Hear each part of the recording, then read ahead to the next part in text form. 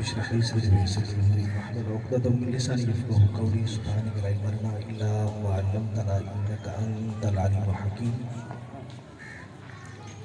رب زدني علما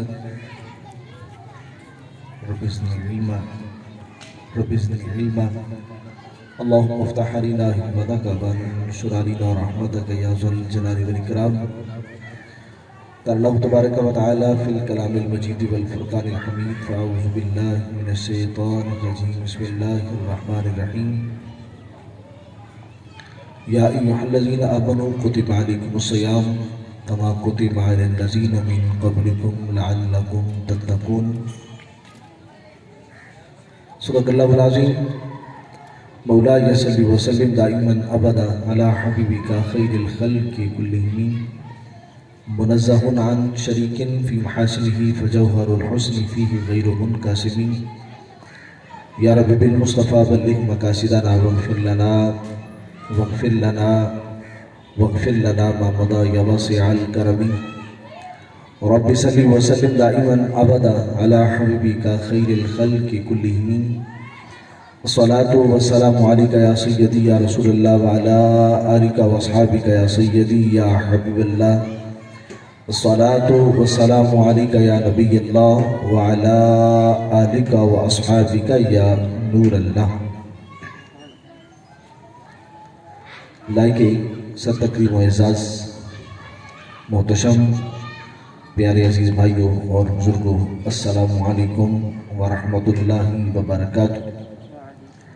اللہ کی توفیق سے آج ہم اس خوبصورت محفل ذکر حبیب خدا کے اندر حاضر ہیں. دعا ہے خالق کائنات بسط کا حضور صاحب الاولاد ہمارا آنا مل بیٹھنا اپنے دربار میں شرف قبولیت عطا فرمائے. برادران زی بکر، اللہ وحدہ لا شریک نے قرآن مجید برہان رشید میں روزے کا فلسفہ بیان کرتے ہوئے ارشاد فرمایا، یا ایہا الذین آمنوا کتب علیکم الصیام کما کتب علی الذین من قبلکم لعلکم تتقون. کہ اے ایمان والو، یہ روزے تمہارے اوپر فرض کیے گئے ہیں جس طرح تم سے پہلی امتوں پر فرض تھے. اور فرض کیے کس لیے گئے ہیں؟ لعلکم تتقون، تاکہ وہ تمہیں ان روزوں کے ذریعے سے متقی اور پرہیزگار بنا دے. گویا کہ اللہ وحدہ لا شریک اس آیت مبارکہ کے اندر روزے کا فلسفہ بیان کرتے ہوئے ہمیں بتا رہا ہے کہ تمہیں روزہ اس لیے دیا گیا ہے تاکہ اللہ تعالیٰ تمہیں متقی اور پرہیزگار بنا دے. اگر ہم عبادات کے فضائل کے اندر بیان ہونے والی آیات اور احادیث کا مطالعہ کریں تو روزہ کے متعلق بیان ہونے والی آیات اور احادیث بالکل منفرد نظر آتی ہیں. ایک مثال حضور نبی آخر الزمان شفیع المجرمین صلی اللہ تعالی علیہ وسلم بیان فرماتے ہیں. حدیث قدسی ہے، یعنی اللہ وحدہ لا شریک کا کلام ہے جس کو زبان مصطفیٰ سے بیان کیا جا رہا ہے. حضور ارشاد فرماتے ہیں، الصوم لی وانا اجزی بی، کہ یہ روزہ اللہ وحدہ لا شریک فرماتا ہے روزہ میرے لیے اور اس کی جزا یعنی اس کا ثواب میں خود دینے والا ہوں. اب اندازہ کیجئے قرآن مجید برہان رشید کی آیت کے اندر اللہ تعالیٰ نے روزے کا فلسفہ تقویٰ بیان کیا ہے، اور اس حدیث پاک کے اندر حضور جان کائنات صلی اللہ تعالی علیہ وسلم روزے کے اوپر ملنے والا جو اجر بیان کرتے ہیں کہ اللہ نے فرمایا روزہ میرے لیے. حالانکہ دیکھیے نماز بھی اللہ کے لیے، زکوٰۃ بھی اللہ کے لیے ہے، حج بھی اللہ کے لیے ہے، دیگر ساری عبادات اللہ کی ذات کے لیے، مگر کسی عبادت پر یہ نہیں فرمایا کہ روزہ جس طرح روزے کے لیے فرمایا کہ یہ میرے لیے یعنی یوں کہ یہ سادہ لفظوں میں نہیں فرمایا کہ نماز میرے لیے ہے اور اجر میں ادا کرنے والا ہوں، زکوٰۃ میرے لیے ہے، جزا میں دینے والا ہوں، حج میرے لیے ہے، اس کی جزا میں دینے والا ہوں، یہ نہیں فرمایا، بلکہ صرف روزے میں فرمایا کہ روزہ میرے لیے ہے اور اس کی جزا میں دینے والا ہوں۔ مطلب یہ ہے خالق کائنات اپنے بندوں کو یقین دلوانا چاہتا ہے کہ میرے بندے، روزہ یہ تیری اور میرے درمیان راز کی بات ہے۔ بندہ نماز پڑھے تو کوئی نہ کوئی دیکھ لیتا ہے، جتنا بھی چھپ کے پڑھے پھر بھی سامنے نظر آ جاتی ہے۔ زکوٰۃ بندہ جتنی بھی چھپ کے دے، جس کو دیں گے اس کو تو پتہ چل ہی جائے گا نا۔ حج کے لیے جائیں گے تو سبھی کو پتا ہے۔ روزہ ایسی عبادت ہے جو بندے اور اس کے خدا کے درمیان میں راز ہے۔ فرمایا بندے، جب تو نے یہ عبادت ادا کی تو یہ تب بھی راز تھا، تو جب خدا تجھے اس کا اجر عطا کرے گا تو فرشتوں کو درمیان کے اندر واسطہ نہیں بنائے گا، بلکہ یہ اس کا اجر تجھے رب ڈائریکٹ عطا فرما دے گا۔ اس کا جو تجھے اجر ہوگا، اس کا جو تیرے لیے ثواب ہوگا، وہ فرشتوں کے ذریعے سے نہیں عطا کرے گا، بلکہ خالق کائنات اپنی شان کے مطابق اس کا اجر و ثواب تجھے خود عطا فرما دے گا۔ اور اسی حدیث پاک کو دوسری اعراب کے ساتھ بھی پڑھا گیا ہے، یعنی الصوم لی وانا اجزا بہ، کہ روزہ میرے لیے ہے اور میں خود اس کی جزا دوں گا۔ یعنی اللہ وعدہ اللہ شریف فرمائے گا کہ میرے بندے تو نے روزہ میرے لیے رکھا تھا، ہر عبادت پر میں نے اجر دیا تھا، روزے پر میں تجھے اجر دیتا نہیں بلکہ روزے پہ میں خود اجر بن رہا ہوں۔ یعنی یوں کہہ لیجیے خالق کائنات روزہ دار کو اپنا محبوب بنا دیتا ہے اور محبوب بنا کے کہتا ہے اب تو میرا ہو چکا ہے، اب جو کچھ مجھ سے مانگتا چلا جائے گا خالق کائنات وہ سب کچھ تجھے عطا کرتا چلا جائے گا۔ وہ جو ہے نا خودی کو کر بلند اتنا کہ ہر تقدیر سے پہلے خدا بندے سے خود پوچھے بتا تیری رضا کیا ہے۔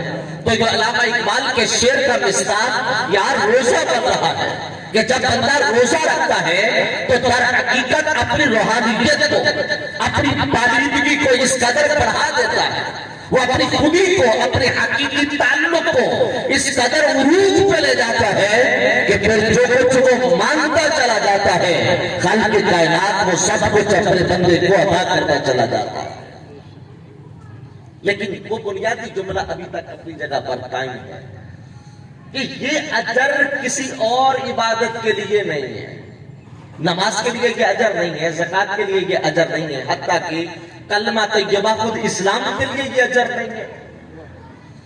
یاد رکھیے گا جب بندہ روزہ رکھتا ہے اس وقت بندہ اللہ کی 3 صفات کا مظہر ہو جاتا ہے۔ دیکھیے نماز بندہ پڑھتا ہے، اللہ تو نماز نہیں پڑھتا نا، اس لیے کہ نماز عبادت ہے، عبادت معبود کی ہے، اللہ تعالیٰ تو خود معبود ہے۔ زکوٰۃ صاحب نصاب ادا کرتا ہے، فقیر کو دیتا ہے، تو خالق کائنات تو رازق ہے، رزاق ہے، وہ تو اپنے بندوں کو بغیر حساب کے عطا فرماتا ہے۔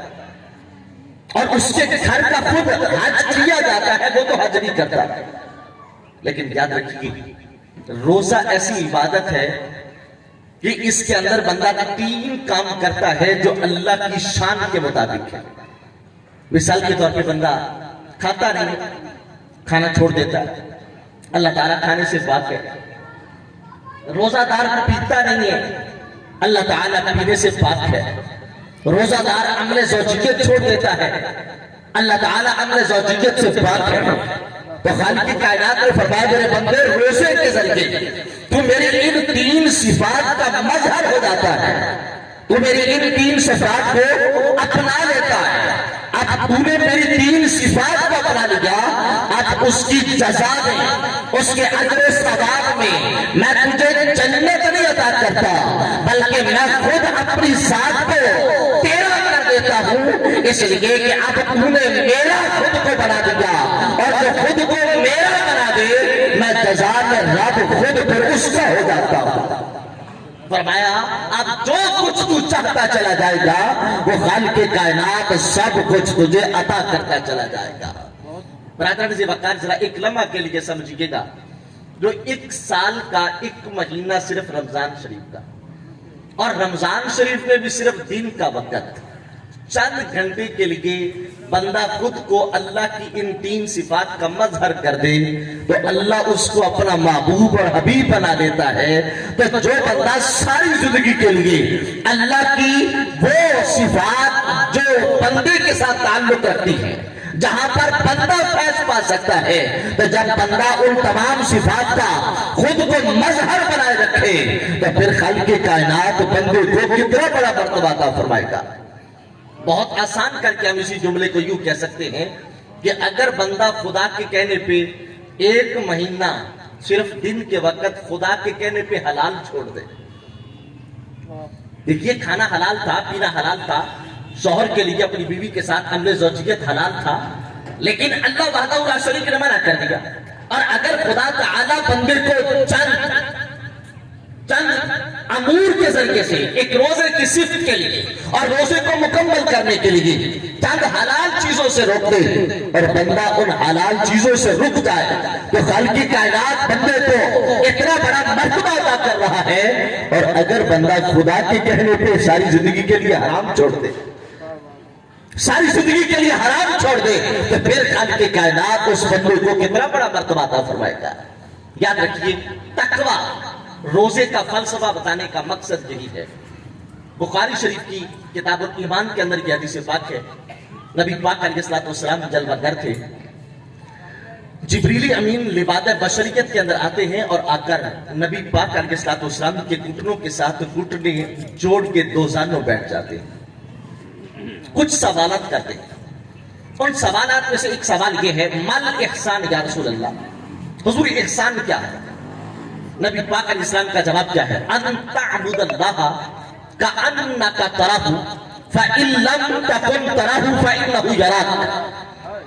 فرمایا تو خود کو اس مقام پہ لے جائے، جب عبادت کرے تو اس مرتبے پر فائز کرے کہ جو عبادت کرنے والا ہے وہ اپنے خدا کو دیکھے، عبادت کرنے والا اپنے خدا کو دیکھے۔ ان تعبد اللہ کأنک تراہ، فرمایا عبادت یوں کر کہ جس طرح تو اپنے خدا کو دیکھ رہا ہے۔ اب دیکھیے گویا کہ یہ بات سمجھ آتی ہے کہ ایک مقام عبادت کے اندر وہ آتا ہے کہ بندہ اللہ وحدہ لا شریک کے جو انوار و تجلیات ہیں ان کو اپنی آنکھوں سے دیکھتا ہے۔ آپ کہیں گے یہ کیسے ہو سکتا ہے؟ آئیے ایک دوسری حدیث پاک کو ملا کے ہم نتیجہ اخذ کرتے ہیں اور روزے کا مقام سمجھتے ہیں۔ حضور جانے کائنات علیہ السلام نے روزہ رکھنا شروع کر دیا، صحابہ اکرام نے بھی روزے رکھنے شروع کر دیا، لیکن ہوا کیا کہ صحابہ اکرام نے جب مسلسل روزے رکھے نبی پاک علیہ السلام کی اتباع کے اندر تو صحابہ اکرام نحیف ہو گئے، کمزور ہو گئے، ان کی چہروں پر زردی نمایاں ہونے لگی، نظر آنے لگی۔ حضور جانے کائنات علیہ السلام نے سوال کیا، میرے صحابہ کیا بات ہے، کمزور کیوں ہو گئے ہو؟ عرض کیا رسول اللہ ہم روزے رکھ رہے ہیں۔ آپ نے فرمایا کیوں رکھتے ہو؟ حضور آپ رکھتے ہیں؟ تو سرکار علیہ السلام کا جواب کیا تھا؟ آپ نے فرمایا ایکم مثلی، تم میں سے کون ہے میری مثل؟ اب اگر کوئی ہم میں سے بھی ہوتا تو شاید قرآن کی آیت پڑھ دیتا انما انا بشر مثلکم۔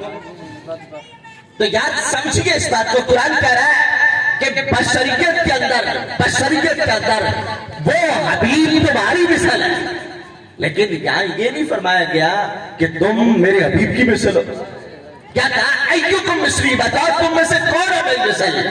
وہاں پر صداقت کا تاجدار بھی تھا، وہاں پر عدالت کا شہنشاہ بھی تھا، وہاں پر شرم و حیا کا بادشاہ بھی تھا، وہاں پر حیدر کرار بھی تھے، طلحہ زبیر بھی تھے، ابو ہریرہ عبد الرحمن بھی تھے، لیکن کسی نے نہیں کہا حضور ہم آپ جیسے، آپ ہمارے جیسے، بلکہ کیا کہا؟ ایکم مثلی۔ تو صحابہ کی نظریں جھکی ہیں، تو سرکار جواب میں کیا ارشاد فرماتے ہیں؟ فرمایا انی ابیت یطعمنی ربی ویسقین، فرمایا میں رات اپنے رب کے ہاں گزارتا ہوں، وہ مجھے کھلاتا بھی ہے وہ مجھے پلاتا بھی ہے۔ اب اس حدیث پاک کے ذرا الفاظ سمجھیے گا، کہا میں رات اپنے خدا کے ہاں گزارتا ہوں، وہ مجھے کھلاتا بھی ہے وہ مجھے پلاتا بھی ہے. مسئلہ ہے روزے کا. روزے میں تو دن کو نہیں کھایا جاتا. حضور کیا فرماتے انی ابھی تو میں رات گزارتا ہوں, میں رات اپنے رب کے ہاں اس حال میں گزارتا ہوں کہ وہ مجھے کھلاتا بھی ہے, وہ مجھے پلاتا بھی ہے. اب روزہ دن کے وقت ہے, بندہ دن کو نہیں کھاتا, دن کو نہیں پیتا. صحابہ کرام رات کو تو کھا بھی رہے, دن کے وقت نہیں کھا رہے, لیکن حضور کیا ارشاد فرماتے ہیں میں رات اپنے خدا کے ہاں گزارتا ہوں, وہ مجھے کھلاتا پلاتا ہے. تو گویا کہ میرے آقا بتانا چاہتے ہیں کہ جب عبد کا تعلق معبود سے مضبوط ہو جائے, جب بندے کا تعلق اپنے خدا سے قوی ہو جائے, پھر جب وہ راتوں کو قیام کرتا ہے تو پھر دن کو سیام کرتا ہے, تو وہ اللہ کی انوار و تجلیات سے یوں منور ہو جاتا ہے کہ پھر وہ اسباب کا محتاج نہیں رہتا, رب اس کو بغیر اسباب کے زندہ رکھا کرتا ہے. پھر اللہ وحدہ لا شریک اس کو اسباب سے منزہ کر دیتا ہے, پھر اس بندے کو اسباب سے بے پرواہ کر دیتا ہے. اسی بات کو سادہ کہیں تو وہ بازار مصر کیا تھا, جب قحط پڑا تھا, غلہ ختم ہو گیا تھا. مسئلہ یہ تھا کہ اب 3 مہینے پڑے ہیں ابھی گندم آنے کو, تو یہ 3 مہینے کیسے گزارے جائیں. تو حکم کیا تھا, پیارے یوسف اپنے حسن کے جلووں میں سے ایک جلوہ ظاہر کر دیں, حسن یوسف کو بے نقاب کر دیں. 3 مہینے خلقت رجی ویخ یوسف کی نانی, چنا محمد عربی ڈٹھا رجے دوے جہانی. تو کہا اگر حسن یوسف اہل مصر دیکھ لیں تو 3 مہینے تک ان کو کھانے کی حاجت نہ رہے, تو جو رات کو جلوائے یار پاتا ہو. اتنی ابھی تو کہا میں اپنے رب کے حالات گزارتا ہوں, یطعمنی ربی ویسقینی, وہ مجھے کھلاتا بھی ہے, وہ مجھے پلاتا بھی ہے. جو رات رب کے ہاں گزارتا ہو اور حبیب ہونے کی حیثیت سے گزارتا ہو, تو پھر خالق کائنات اپنے حبیب کو اتنا بڑا مقام و مرتبہ عطا کر دیتا ہے کہ حبیب روزہ رکھے تو کمزور و نقاہت نہیں آتی, بلکہ جیسے جیسے روزہ رکھتے ہیں ویسے ویسے خدا سے تعلق مضبوط ہوتا چلتا ہے, ویسے ویسے خدا کے ساتھ تعلق مضبوط ہو رہا ہے. تو برادر اسی وقت روزہ تقویٰ دیتا ہے, روزہ پرہیزگاری دیتا ہے. اور گویا کہ جب بندہ روزہ رکھتا ہے تو اس وقت رکھتے رکھتے ایک مقام آ جاتا ہے, ان تعبد اللہ کأنک تراہ, یوں عبادت کر جیسے خدا کو دیکھ رہا. لیکن اگر تو اس مقام پہ خود کو نہ پہنچا سکے, نا کمزور ہو, خدا کو نہ دیکھ سکے, تو اتنا یقین ضرور کر کہ وہ تجھے دیکھ رہا ہے. فَإِنَّهُ يَرَاكَ, وہ تجھے دیکھ رہا ہے. اب دیکھیے جب بندہ مثال کے طور پہ یہی وقت ہے, عصر کا وضو کرتا ہے, ٹھنڈا پانی منہ میں جاتا ہے, زبان خشک ہو چکی ہے, پیاس سے کانٹا بن چکی ہے, حلق بالکل بند ہونے کو ہے, سانسیں رکنے کو ہے, اور پاؤں لڑکھڑا رہے ہیں کمزوری کی وجہ سے, لیکن وہ پانی حلق سے نیچے اترنا دور کی بات ہے, ٹچ بھی نہیں کرتا. حالانکہ دیکھنے والا بھی کوئی نہیں ہے. بندہ زندگی میں 100 گناہ کرتا ہے کہ یار مجھے کوئی نہیں دیکھ رہا, حالانکہ کوئی تو دیکھ رہا ہے نا.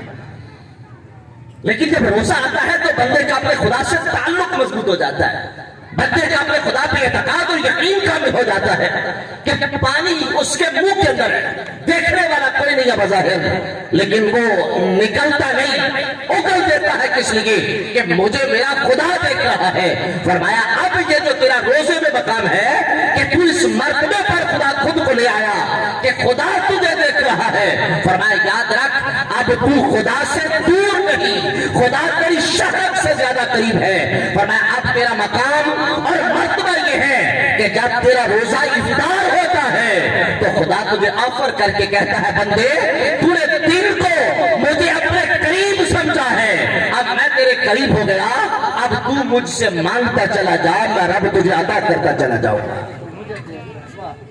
گویا کہ تو مجھ سے سامنے سے مانگ رہا ہے, جیسے کوئی بندہ کسی سے سامنے مانگتا ہے وہ عطا کرتا ہے. فرمایا تو نے دن جلوت ہو یا خلوت, وہ تنہائی ہو یا احباب کا جمع غفیر ہو, تو کہا ہر جگہ پر تو نے خدا کو اپنے قریب جانا ہے. وہ جو تیرا تصور تھا, کنڈی لگ گئی کوئی نہیں دیکھ رہا, وہ جو تو نے ادھر ادھر دیکھا کہ کوئی نہیں دیکھ رہا, وہ تو نے تصور ختم کر دیا. روزے نے تیرا اعتقاد پکا کر دیا, روزے نے تیرا عقیدہ مضبوط کر دیا کہ نہیں، وہ خدا دیکھ رہا ہے، وہ خدا دیکھ رہا ہے، فَإِنَّهُ يَرَاكَ، وہ تجھے دیکھ رہا ہے۔ جب وہ تجھے دیکھتا ہے تو مطلب یہ ہے کہ وہ خدا تجھ کو خود سے جدا نہیں کر رہا، بلکہ وہ تجھے اپنا قریبی بنا رہا ہے۔ اس لیے سرکار علیہ السلام نے ارشاد فرمایا کہ جو بندہ روزہ رکھتا ہے، من صام رمضان ایمانا و احتسابا غفر له ما تقدم من ذنبہ، فرمایا جو بندہ احتساب کے ساتھ روزہ رکھے، ایمان بھی ہو احتساب بھی ہو۔ احتساب کا مطلب کیا ہے؟ احتساب کا مطلب یہ ہے کہ جہاں پر اس نے حلال کو چھوڑا ہے نا، اللہ کے کہنے پہ وہاں پر حرام بھی چھوڑ دے۔ یعنی روزہ ہے تو رشوت نہ لے، روزہ ہے تو سود نہ لے، روزہ ہے تو وہ ملاقت نہ کرے، روزہ صرف پیٹ کا اور زبان کا نہ ہو، روزہ آنکھ کا بھی ہو، روزہ کان کا بھی ہو، روزہ ہاتھ پاؤں کا بھی ہو، ہمارے جسم کے ہر عضو کا روزہ ہو۔ فرمایا جب بندہ روزہ ایمان اور احتساب کے ساتھ رکھے تو اس کا مقام کیا ہے؟ غفر له ما تقدم من ذنبہ۔ ادھر وہ افطار کے لیے کھجور منہ میں ڈالتا ہے، ادھر خدا اس کے پچھلے گناہوں کو معاف کر چکا ہوتا ہے۔ برادر کی وقار، یہ روزہ بہت بڑی نعمت ہے۔ سچ کہیے تو یہ ہے کہ یہ سال کے بعد رمضان ہمارے ایمان کی بیٹریاں چارج کرنے آتا ہے، یہ ہمارے عقائد، ہمارے اعمال کی اصلاح کے لیے آتا ہے، اور یہ ہمیں اس بات کا احساس دلانے کے لیے آتا ہے کہ بندے اس خدا کے کہنے پہ تو نے صرف، حالانکہ تیرے پاس رزق ہے، تیرے پاس اسباب رزق ہیں، تیرے پاس ہر چیز ہے، خدا کے کہنے پہ صرف تو نے چھوڑا ہے تو تیری حالت یہ ہو گئی ہے۔ تو وہ غریب جس کے پاس ہے ہی نہیں ہے، کبھی اپنے اندر غربت کا احساس پیدا کر، کبھی اپنے اندر فقر کی کیفیت پیدا کر، اور کبھی اپنے اندر وہ احساس پیدا کر کہ جو تیرے ہاتھ کے سامنے، جو تیرے سامنے کسکو لے کے آتا ہے، گداگر بنتا ہے، فقیر بنتا ہے، بیکاری بنتا ہے، اس وقت اس کے من کی کیفیت کیا ہوتی ہے؟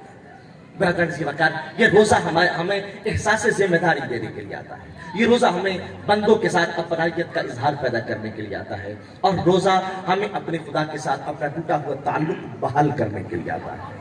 کہنے کو بہت کچھ جی چاہتا تھا، آپ نے بڑی توجہ سے سماعت کیا ہے، تو آپ فرمائیں اللہ تعالیٰ یہ جو چند باتیں میں نے آپ کی سماعتوں کی نظر کی ہیں، اللہ ان پر عمل پیرا ہونے کی توفیق عطا فرمائے۔ وآخر دعوانا ان الحمد للہ رب العالمین۔